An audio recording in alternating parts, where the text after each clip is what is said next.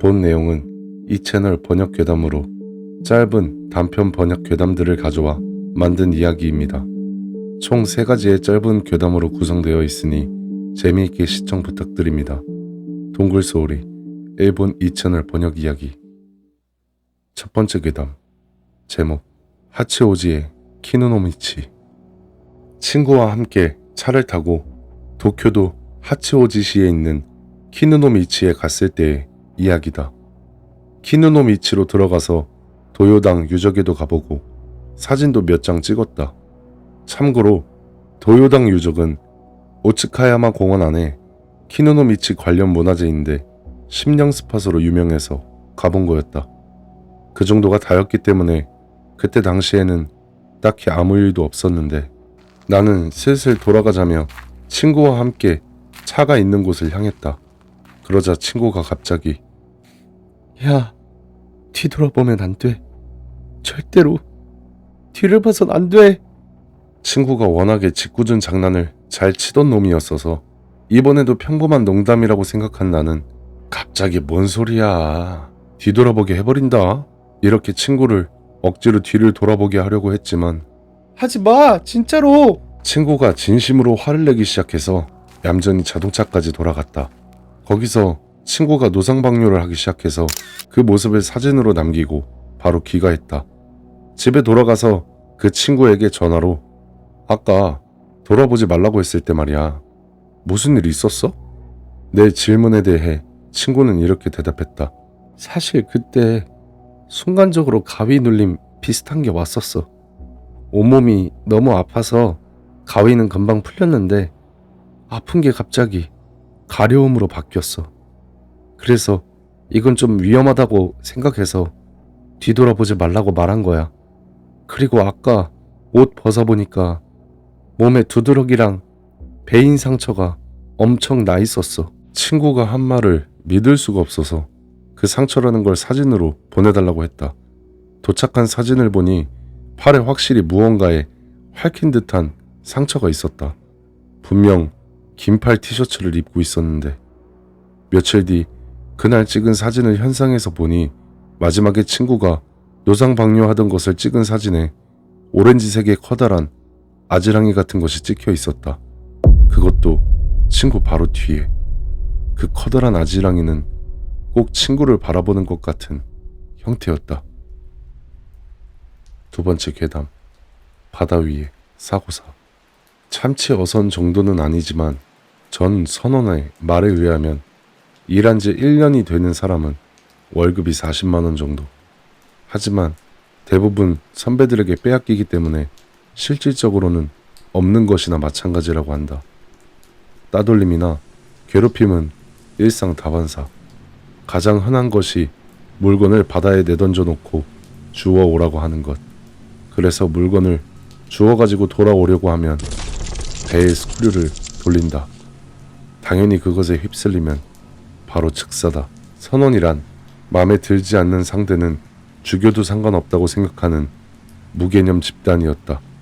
성관계를 거부하면 지독한 따돌림을 당한다고도 한다. 거기다 생명보험에 관해서는 바다에 빠져 죽어 사고사로 판정나면 보험금을 받기 어렵기도 하고 선장이 책임을 져야 하기 때문에 병사 처리해버리곤 한다. 법적으로 선장의 허가가 있다면 죽은 사람을 수장해도 괜찮다고 한다. 이것을 알고 난 후 당신이라면 배를 탈 수 있을까? 세 번째 괴담. 점점 다가온다. 어제 직접 겪은 일이다. 친구와 관동의 모 호텔 트윈룸에 머물게 되었다. 밤 늦게까지 수다를 떨고 새벽 4시쯤이 되어서야 잠이 들게 되었는데 분명 엄청 지친 상태인데도 불구하고 쉽게 잠이 들지 않았고 악몽까지 꾸게 되었다. 우리가 머문 그 호텔이 배경이었는데 호텔은 전체적으로 푸른 빛이었고 작업복 같은 것을 입은 중년 남성에게 쫓기는 내용이었다. 꿈속에서 그 호텔의 로비서부터 지금 자고 있는 방까지 점점 쫓겨와 어떻게든 내 방에 들어와 문을 잠그는 시점에서 놀라며 잠에서 깨어났다. 숨 쉬는 것이 몹시 괴로웠고 온몸은 땀으로 축축했다. 가위 눌림은 아니었지만 전신이 무거웠다. 그리고 또 꾸벅꾸벅 잠이 들었을 때 다시 같은 꿈을 꾸었다. 이번에는 내가 있는 방의 창문 밖을 보니 아까 그 창백한 남자가 저 멀리에 있는 건물의 그늘 속에서부터 이쪽으로 점점 다가오고 있었다. 창문을 흘끔흘끔 밖을 훔쳐볼 때마다 남자의 모습이 사라졌다 나타났다 하며 내 방을 향해 점점 다가오는 것이었다.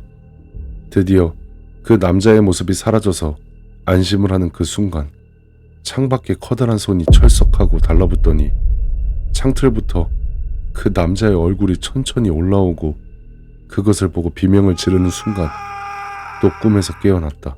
연속으로 악몽을 본 탓에 멍하니 앉아 창 쪽을 바라보니 분명히 자기 전에 닫아뒀던 커튼이 10cm 정도 열려 있었다.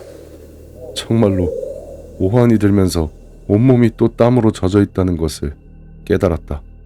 갑자기 무서워져서 옆 침대에서 자고 있는 친구를 깨우려 했지만 깊이 잠든 건지 꿈쩍도 하지 않는다. 기분 탓이라고 스스로에게 되뇌이면서 다시 잠들려 했을 때 이번에는 아까 그 남자가 방 안에 들어오는 꿈을 꾸었다. 꿈속과 지금 내가 있는 방의 상태가 완전히 같았고 창백한 남자가 옆에서 자고 있는 친구 위에 올라타서 그의 목을 조르고 있었고 그리고 목을 조르면서 친구를 침대에서 끌어내려 하고 있었다. 난 이제 꿈인지 현실인지 구분이 가질 않았지만 그래도 이건 꿈이다 라고 꿈속에서도 생각했고 그저 가만히 누워서 남자가 떠나길 기다렸는데 남자가 질질 몸을 끌고 나에게 다가오는 것이 느껴졌다. 창백하고 얼음장처럼 차가운 손이 내 발에 닿는 순간 또 꿈에서 깨어났다. 옆에서 자는 친구를 확인해보니 침대 위에서 아주 잘 자고 있었다. 안심하긴 했지만 창문을 보는 것이 너무나도 무서웠다. 창문을 보지 않도록 창을 등진 채로 또 잠이 들었다. 이번에는 또 남자가 방 안에 있는 부분부터 꿈이 시작되었다. 남자가 내 양 발을 붙잡고 침대에서 끌어내린다. 그리고 바닥, 융단 위를 질질질질하고 창 근처까지 끌고 갔다. 꿈속에서 아무리 발버둥을 쳐봐도 남자의 힘은 무서울 정도로 강했고 난 그저 점점 끌려갈 뿐이었다. 그리고 창 바로 근처 벽에 걸려있는 거울 속으로 왼발이 끌려 들어간다. 참고로 그 호텔은 창 바로 옆 양벽에 거울이 걸려 있었는데 쉽게 말해 거울이 마주보고 있는 상태. 그 마주본 거울 안에 또 다른 창백한 중년 남자가 있었고 그 녀석에게 오른발이 잡히는 순간 잠에서 깨어났다. 너무 생생한 꿈인데다가 그쯤이 되어서는 잠드는 것이 정말로 무서워지기 시작해서 그대로 아침까지 침대 안에서 벌벌 떨고만 있었다. 아침이 되고 친구가 잠에서 깨어나서 꿈 이야기를 했지만 밤중에 잠에서 깨거나 커튼을 여는 짓은 하지 않았다고 한다. 체크아웃 전 내 왼쪽 발목에 어제까지 없었던 붉은 흔적이 남아있는 것을 발견하고 정말로 무서워졌다. 너무 기분 나빠 바로 신사에 가서 불제를 받았다. 이런 체험은 태어나서 처음이라 생각 없이 적어보았다. 내가 겪은 건 무엇이란 말인가?